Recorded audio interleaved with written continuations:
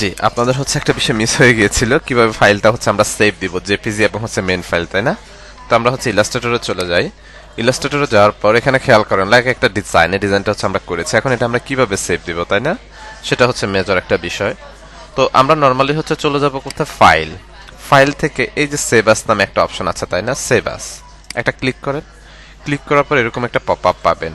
এখানে save S type, এখানে বেশ কিছু টাইপ আপনি পাবেন, অ্যাডোবি ইলাস্ট্রেটর, অ্যাডোবি পিডিএফ, মানে হচ্ছে Illustrator file, PDF, EPS, SBG, বেশ কিছু ফরম্যাট হচ্ছে আছে।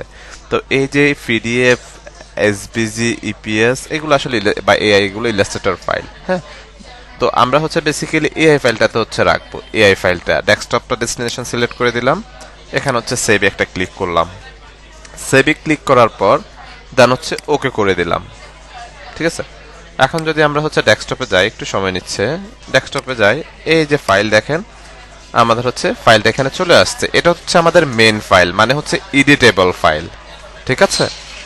দেন হচ্ছে আমরা এখন জেপিজিটা হচ্ছে সেভ দিতে চাচ্ছি। জেপিজি সেভ দেওয়ার জন্য আমরা কোথায় যাব, ফাইল, ফাইল থেকে এক্সপোর্ট, এক্সপোর্ট থেকে এক্সপোর্ট অ্যাস, এখানে একটা ক্লিক করলাম। ঠিক আছে। ক্লিক করার পর এখান থেকে আমরা যেটা করব সেটা হচ্ছে জেপিজি ফরম্যাট, এই যে save S type JPG select করে দিলাম। ইউজ আর্টবোর্ডটা সিলেক্ট করে দিব, ডেস্কটপ সিলেক্ট করে দিলাম, এখান থেকে এক্সপোর্ট করে দিব।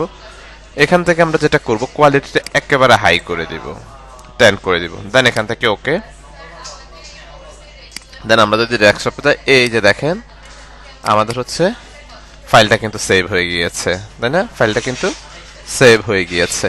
তো এভাবে আমরা চাইলে জেপিজি এবং হচ্ছে মেইন ফাইল দুইটাই হচ্ছে এভাবে সেভ দিতে পারি। ওকে।